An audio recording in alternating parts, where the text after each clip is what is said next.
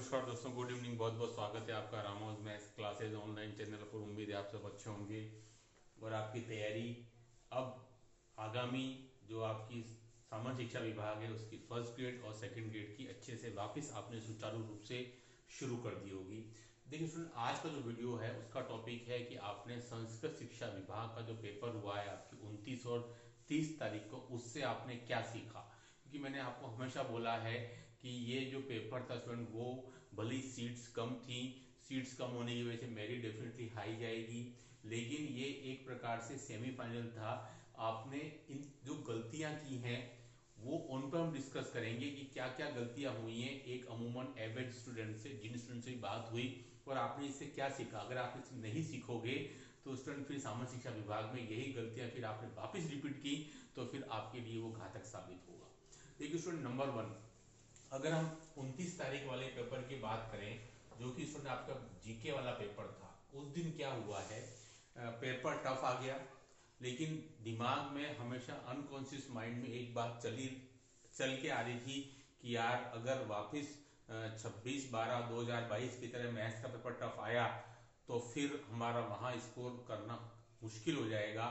इसलिए बहुत से स्टूडेंट ने जीके वाले पेपर में मैक्सिमम क्वेश्चन अटेम्प्ट किए। मैं जो आपको बता रहा हूँ स्टूडेंट से मिले हुए फीडबैक के बेस पर कि जीके के पेपर में उन्होंने अधिक से अधिक क्वेश्चन अटेम्प्ट करने की कोशिश की, जितना कि वो नहीं कर सकते थे फिर भी, क्योंकि उनके दिमाग में वो पुरानी जो दो मही जो दो जो दो दो साल पहले जो पेपर हुआ था 2022 में, उसकी बात चल रही थी कि पेपर वैसा ही आ गया तो फिर मेरा स्कोर मैथ्स में कम रहेगा और जीके में मेरा स्कोर 100 के ऊपर नहीं जाएगा, 120 नहीं जाएगा, तो फिर मैं एक तो बहुत पीछे छूट जाऊंगा। तो इस वजह से क्या हुआ है कि ये जीके का पेपर टफ था, वो समझने में ही स्टूडेंट को समय लग गया और स्टूडेंट मैक्सिमम नेगेटिव मार्किंग इधर हुई है स्टूडेंट्स की।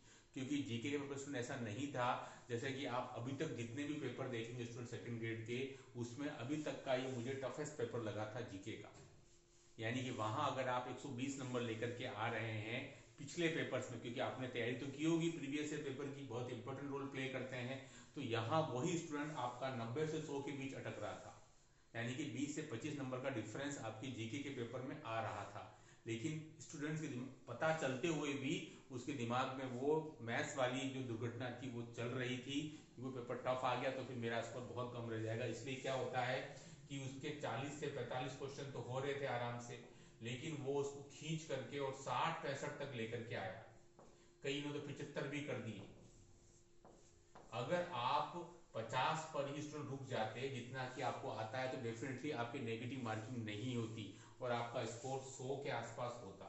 लेकिन हुआ क्या है कि स्टूडेंट ने 75 किए, 65 किए, 70 किए, उसमें से 15 गलत हो गए, 12 गलत हो गए, वहां से इनका स्कोर गिर करके और 70, 80, 85 तक आके रुक गया है जीके में, है ना। मैं फिर कह रहा हूं आपको कि नेगेटिव मार्किंग जो है सबसे ज्यादा इस बार जीके के अंदर हुई है और वो जानते हुए भी हुई है। क्यों? क्योंकि दिमाग में मैथ्स का पेपर था कि वो टफ आने वाला है और इस टाइप से। यही बात तो सीखनी है आपको कि आपको कोई भी चीज का परसेप्शन पहले से नहीं बना लेना है। 50-45 तक स्टूडेंट बहुत आराम से पहुंच रहे थे, उसके बाकी के जितने भी किए वो सब तुक्के वाले क्वेश्चन हो गए, नेगेटिव मार्किंग हो गई और ऑन एन एवरेज स्टूडेंट जो है 80, 90, 95 पर आके रुक गया। ठीक है, तो इसमें मैं फिर कह रहा हूं, अगर आप पिछले 6-8 महीने से तैयारी कर रहे थे सेकंड ग्रेड की और आपके अगर जीके में स्टूडेंट इस पेपर में 80 से लेस देन है ना, 80 से लेस देन स्टूडेंट, तो फिर आपको गंभीरता से सोचना पड़ेगा कि यार हमने कहाँ गलती की। क्योंकि ये पेपर ऐसा था कि आप 80-85 डेफिनेटली ला सकते थे अगर आप, मैं फिर कह रहा हूँ 6-8 महीने से तैयारी कर रहे हैं। ऐसा नहीं कि आप सर 2 महीने से तैयारी करनी शुरू की तो फिर तो नहीं आएंगे, है ना। अगर आप, ये जो है वो आपके आत्ममंथन का समय है, 2-4-5 दिन आप जो फर्स्ट वीक है जनवरी वाला, वो आप आत्ममंथन कीजिए कि कहाँ हमसे कमी हुई है, कहाँ गलती हुई है ना। सिलेक्शन हो ना हो कोई बात नहीं, क्योंकि आगामी 9 महीने बाद फिर पेपर देना है आपको और वहाँ सीट्स भी ज्यादा होंगी, तो आप ये बहाना नहीं बना सकते कि सर क्या करें, सीट बहुत कम थी तो हमारा स्कोर तो अच्छा था लेकिन सिलेक्शन नहीं हुआ, है ना। तो वो आपका बहाना वहां नहीं चलेगा। ठीक है, सीट्स तो और बढ़ जाएंगी जो है उससे भी, है ना। तो आपका अगर इस जीके के पेपर कैसे पता लगाओगे आप कि इस जेके के पेपर में अगर आपका 80-85 से स्कोर कम आ रहा है, यानी कि आपको आत्ममंथन की आवश्यकता है कि हमने कहाँ गलती की। हाँ, अगर आपका स्कोर 80-85 आ रहा है तो मेरे ख्याल से एवरेज है, तो अगर ढंग का पेपर आता तो आप 100 के ऊपर निकल जाते, जितना स्कोर मिनिमम चाहिए आपको, है ना, मेरिट में कम से कम आने के लिए 100 तो ऊपर आपको डेफिनेटली चाहिएगा मैथमेटिक्स में, इससे कम पे काम नहीं चल पाएगा। तो इस पेपर में आपका अगर 80 या 85 से कम आ रहा है तो आपको डेफिनेटली मैथ जीके की तरफ भी ध्यान देना पड़ेगा। मैथ्स की बात तो अलग है कि यार हमसे कहाँ कमियां हुई है, कहाँ गड़बड़ी। मैं आपको बता रहा हूँ जो सबसे बड़ी गड़बड़ी हुई वो यही हुई है कि मैक्सिमम क्वेश्चन अटेम्प्ट करना, उसके पीछे रीजन वही था, है ना। तो ये तो एक सीख मिली है आपको कि परसेप्शन ना बना लें, जितना आता है उतना ही करें। जीके में भी अगर आप 50-55 तक पहुंच रहे हैं तो एनफ है, उससे ज़्यादा आपको नहीं करना है। जीके के पेपर में आपके पास समय भी रहता है स्टूडेंट, कोई आपके मेंटल या कोई मैथ्स कोई रीजनिंग नहीं आती है, जीके के पेपर में आपके पास समय है ना। वहाँ आप एक क्वेश्चन छोड़ करके वापस लौट करके भी आ सकते हो, ठीक है। तो ये जीके के पेपर में सबसे बड़ी जो सीख है कि नेगेटिव मार्किंग से बचना है आपको नेक्स्ट पेपर के अंदर। दूसरी बात, मैथ्स के पेपर को लेकर परसेप्शन नहीं बना लेना है, जैसे इस बार सरल आ गया काफ़ी, है ना। तो बहुत से स्टूडेंट अपने पाँव पर कुल्हाड़ी मारी है। अगर वो 50-55 तक रुक जाते और 100-110 उनका स्कोर जीके में हो जाता, जो भी 80 पर बोल रहा है, तो 20 से 25 नंबर आगे हो जाते, तो डेफिनेटली वो सिलेक्शन के नज़दीक थे ऐसे बहुत से स्टूडेंट। क्योंकि इस पेपर में मुश्किल जीके में आई है, और जीके का क्यों आई है, उसका जो असर था वो मैथ्स के पेपर का था, तो उस वजह से भी इसके परफॉर्मेंस में प्रॉब्लम आई है जीके में, है ना। तो इसलिए कि ये बात आपको सीखनी है। जीके में अगर आप 80-85 कम है तो डेफिनेटली आपको मेहनत करनी पड़ेगी आपकी जीके के ऊपर, है ना। जीके के ऊपर आपको डेफिनेटली मेहनत करनी पड़ेगी, क्योंकि आप ऐसा नहीं सोच सकते हो कि यार मेरे मैथ्स में तो 40 स्टूडेंट आ रहे लेकिन मेरे जीके में 40 स्टूडेंट नहीं आया इसलिए मैं बाहर हो गया, तो फिर बहुत दुखदायी बात हो जाएगी, है ना। इस बात को ध्यान रखिएगा। तो ये तो बात थी आपकी जीके को लेकर के। अब हम बात करते हैं आपके सेकंड पेपर मैथमेटिक्स को, जहां से आपका सिलेक्शन होता है। मैंने फिर कहा है जीके केवल आपके मेरिट को ऊपर नीचे करता है, 50वीं रैंक, 80वीं रैंक, 100 या 30वीं रैंक वो बनाता है, लेकिन सिलेक्शन जो है आपको मैथमेटिक्स का पेपर करता है। और इसी क्रम में बताना चाहूँगा कि हमारे द्वारा जो 1600 एमपी क्वेश्चन थे और 600 क्वेश्चन टेस्ट सीरीज के थे, उसमें से लगभग 70 to 80% एज इट इज उठ करके आए थे। वो मैंने एक वीडियो में डाला है, जिसको चाहिए एज अ फ्री केवल देखने के हिसाब से मैं आपको पीडीएफ भी सेंड कर दूंगा, जो केवल विजिट करना चाहते हैं कि समझो जो बात कही वो सही है या नहीं, है ना। तो ये वाला ओनली 99 रुपीज में पूरा मटेरियल मिल रहा है आपको, 1600 अच्छे 2200 क्वेश्चन विद सॉल्यूशन, जिसमें 600 क्वेश्चन टेस्ट सीरीज के शामिल है, ठीक है। और अभी 6 तारीख से नया बैच चालू हो रहा है, शाम को इवनिंग को 6 बजे। ऑलरेडी 2 बैच चल रहा है, ये तीसरा बैच होगा, है ना, शाम को बांसवाड़ा। आप इस नंबर पर मुझे मैसेज कर सकते हैं। अब हम बात करते हैं जो पेपर 30/12 का हुआ, वो काफ़ी ज़्यादा आपके तनाव को कम करने वाला था, रिलैक्स करने वाला था, और नो डाउट कि अभी तक जो जीके के पेपर अभी तक सबसे टफ आ गया था, वैसे इसमें ये मैथ का पेपर जो था वो इजी था, है ना, इजी था। लेकिन फिर भी इसको कई लोगों ने मुश्किल बनाया, कई लोगों ने इसको मुश्किल बनाया। नंबर 1, थोड़ा सा लेंदी जरूर था, स्पीड कम, आपको अभी स्पीड पर काम करना पड़ेगा, स्पीड पर काम करना पड़ेगा डेफिनेटली। अगर इस पेपर में, मैं फिर कह रहा हूं आपको, इस पेपर में अगर आप 6 से 8 महीने से सेकंड की तैयारी कर रहे हैं स्टूडेंट, और अगर इस पेपर में भी आपका स्कोर 130 या 135 से भी कम जा रहा है, इसका मतलब अभी भी आपको और मेहनत करनी पड़ेगी मैथ्स पर भी, क्योंकि आप 6-8 महीने में आपका ऑलमोस्ट सिलेबस कवर होने आया होगा, है ना, कोचिंग पर भी, और आप घर पर ही मेहनत कर रहे हैं। तो आपके अगर स्कोर 130 135 से कम है, इसका मतलब डेफिनेटली आपको अभी मैथ्स पर भी काम करना पड़ेगा, है ना। पेपर इजी था, कई लोगों को लेंदी लगा, ठीक है, कुछ क्वेश्चन लेंदी भी थे, लेकिन ध्यान ये रखना है कि स्पीड आपको एक्यूरेसी के साथ बढ़ानी है। ऐसा नहीं हो जाए कि स्पीड बढ़िया और एक्यूरेसी कम हो जाए, है ना, स्पीड बढ़ानी है। कई लोगों ने कहा कि सर पेपर सिंपल था लेकिन हम 70-75 से अटेम्प्ट नहीं कर पाए, है ना। तो इसमें देखिए वो एक कमी है आपकी प्रैक्टिस की, कि मैथ्स में प्रैक्टिस और पेशेंस दो ही चीजें हैं जो कि आपको मैथ्स में आगे बढ़ाती है। पेशेंस पढ़ते समय करना है ना, और प्रैक्टिस जो है वो आपको जब आपका क्वेश्चन, जब आपका सिलेबस हो जाए तब आपको मैक्सिमम प्रैक्टिस करनी है हर एक चीज की, है ना। तो इस बात को ध्यान रखिएगा। अगर इस पेपर में आपका स्कोर 130 135 से भी कम है, यानी कि मैथ्स के पेपर में, यानी कि अब आपको मेहनत मैथ्स के पेपर में भी करनी है। पेपर ऐसा नहीं था कि आप 6-8 महीने से पढ़ रहे हैं और आप मैथ्स में 130 से भी कम लेकर के आए। ये दो चीज़ आप ध्यान रखना। टारगेट जीके के पेपर में 80 से कम आ रहे हैं, 80 या 85 से, जो स्टूडेंट 6-8 महीने से पढ़ रहे हैं उनकी बात कर रहा हूँ, है ना। जो भी लेटेस्ट लगे हैं उनकी बात नहीं है। या आप 8 महीने से तैयारी कर रहे हैं और आपका स्कोर जीके में 80-85 से कम चला गया और मैथमेटिक्स में 130 भी आप टच नहीं कर पाए, तो इसमें फिर डेफिनेटली आपके लिए अलार्मिंग है कि आपको अब आगे क्या करना है, ठीक है।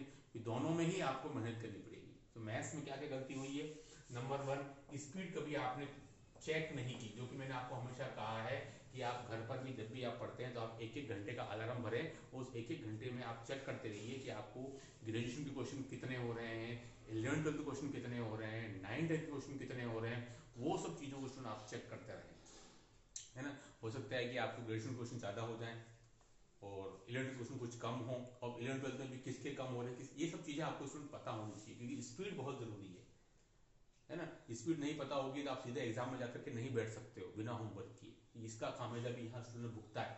बहुत कुछ आते हुए भी आप अगर 60-65-70 क्वेश्चन सही करके आते हैं और आप डिजर्व करते हैं 90 तक के क्वेश्चंस का, तो फिर आपके नॉलेज का कोई मतलब नहीं है, क्योंकि कंपटीशन एग्जाम केवल आपका नॉलेज या आपका आईक्यू नहीं परखता है, वो बिना इंटरव्यू लिए आपकी बहुत सारी चीज़ों को जज कर लेता है।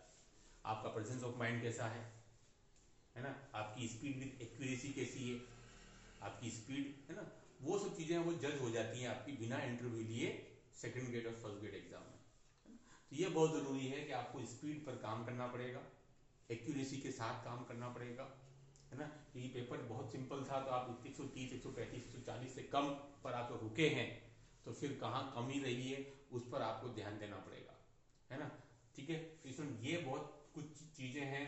नंबर टू नेगेटिव मार्किंग, यहाँ भी नेगेटिव मार्किंग हुई है बहुत सी ज़्यादा, वो तो होती ही होती है, लेकिन नेगेटिव मार्किंग क्या कहाँ हुई है, आपकी खुद की कमी की वजह से। कई बार क्या होता है, हमेशा सरल पेपर देख करके बहुत ज़्यादा ओवर एक्साइटेड हो जाते हैं, ये तो बहुत सरल है, और उसी सावधानी हटी दुर्घटना घटी वाली बात लागू होती है।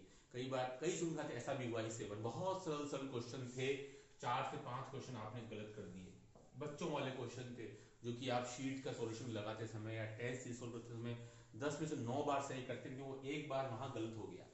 तो इसमें देखिए, कभी भी सिंपल क्वेश्चन को आप अफोर्ड नहीं कर सकते हो गलत करना, मैं आपको बार बार कहा है ना। फिर भी स्टूडेंट गलत करके आ गए, ऐसे 4 से 5 क्वेश्चन आपने गलत कर दिया, तो आप जहां आपको 10-12 नंबर मिलने चाहिए थे, वहीं आपके 10-12 मिलेंगे नहीं, और नेगेटिव मार्किंग हो, यानी कि 15 नंबर का लॉस हो गया। तो आप इसे अफोर्ड नहीं कर सकते, क्योंकि 4-4 साल बाद मौका मिलता है इसमें, देखिए एग्जाम में बैठने का, ये कोई ऐसा नहीं हर 6 महीने 1 साल में आपका मौका मिल गया, है ना। तो इन बातों को बहुत ध्यान रखिएगा। स्पीड के साथ में नेगेटिव मार्किंग, आप जो आप सॉल्व कर रहे हैं उसमें प्लस माइनस की गलती कहाँ होगी, आप जो गलती करेंगे वहाँ पर +2 भी मिलेगा, ऑप्शन में -2 भी मिलेगा, और जो अगर +2 गलत है वो ऑप्शन नंबर ए होगा, और -2 सही है तो ऑप्शन नंबर डी होगा, है ना। तो इन बातों को बहुत ध्यान रखना है। तो ये बातें आपने होप कि आपने इस पेपर से सीखी होंगी, जो नए स्टूडेंट उनको डेफिनेटली सीखने मिला होगा। आप मुझे कमेंट करके बताइएगा क्या क्या चीज़ें आपको सीखने को मिली हैं। बहुत से क्वेश्चन जो 4 से 5 क्वेश्चन खुद अपनी मर्जी से गलत करके आ गए, बिल्कुल बाद में बहुत पछतावा होता है, यार मैंने ये ध्यान नहीं रखा, ये ध्यान नहीं रखा। इसमें देखिए, इस बात की बातों का कोई मतलब नहीं रहेगा। सामान्य शिक्षा विभाग के लिए इन बातों को आप अच्छे से गांठ बांध लें कि स्पीड बढ़ानी है, नेगेटिव मार्किंग नहीं करनी है, मिनिमम टू मिनिमम, ज़्यादा स्कोर ओवर स्टडीड नहीं हो जाना है। पेपर हो सकता है कि सामान्य शिक्षा विभाग में ऐसा ही कुछ पेपर आए सिंपल सा ही, है ना। तो आपको सिंपल भी चीज़ें रखनी है प्रैक्टिस के लिए, और कठिन भी रखनी है। आपको केवल कठिन कठिन चीज़ों की प्रैक्टिस नहीं करनी है, जैसे हम उसको कठिन करके चले गए और तो सिंपल आ गया, है ना। जैसे पढ़ने वाले स्टूडेंट का नुकसान है, ऐसा कुछ नहीं होता। पढ़ने वाला स्टूडेंट है वो सिंपल को भी अच्छे से करेगा और कठिन को भी अच्छे से करेगा, मेरिट में वही ऊपर रहेगा, भले आप सिंपल दो चाहे कठिन दो, है ना। मेरिट तो उसी हिसाब से बनती है ना। उसमें ध्यान रखना है, नेगेटिव मार्किंग से आपको बच के रहना है, ओवर एक्साइटेड नहीं हो जाना है, और पेपर टफ आ जाए तो कॉन्फिडेंस डाउन नहीं कर देना है, बस ये बात ध्यान रखनी है इसमें आपको बहुत ज़्यादा। और तीसरी बात, 9th-10th के क्वेश्चन इस बार 20 थे, मैंने आपको पहले भी कहा था। 18 में भी 21-20 आए थे, 22 में भी 21-20 आए थे, 24 में फिर 20 आए। हालांकि सामान्य शिक्षा विभाग में 9th-10th क्वेश्चन कभी भी 12-13 से ज़्यादा नहीं आते हैं, लेकिन संस्कृत वाले में आते थे। तब भी आप जो स्टूडेंट जो हैं वो 9th-10th को अच्छे से पढ़ के नहीं गए, जबकि मैंने वीडियो भी बनाया था 9th-10th के ऊपर। तो आपको इन चीज़ों को बहुत ध्यान रखना है ना, कि है ना, कि जैसे मैंने वीडियो बनाते समय कहा था, कुछ था इस बार फिर आपके 20-21 क्वेश्चन आते, सारे क्वेश्चन सिंपल थे 9th-10th के, फिर भी स्टूडेंट जो है वो 4-5 क्वेश्चन छोड़ के आ गए, पढ़ के नहीं गए तो छोड़ने ही पड़े, है ना।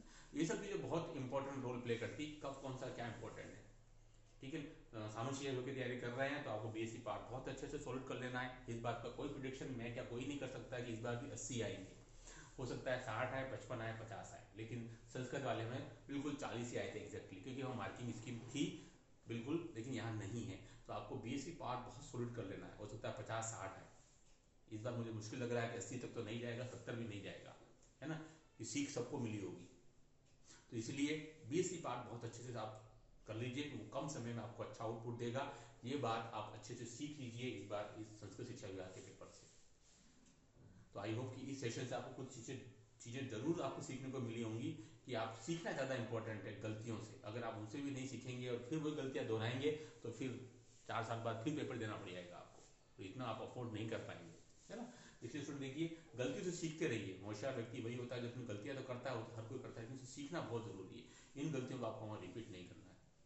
ठीक है, कमेंट करके बताइएगा कि ये सेशन कैसा रहा। और ये मैंने पूरा आपको इन्फॉर्मेशन दे ही दिया है इन दोनों क्वेश्चंस के बारे में। 90 एंड ओनली 70 to 80% क्वेश्चन सीधे सीधे आए थे हमारे क्लास नोट्स और 90 क्वेश्चन से। इस वीडियो में इतना ही। Do like and subscribe channel. Okay, thanks, धन्यवाद।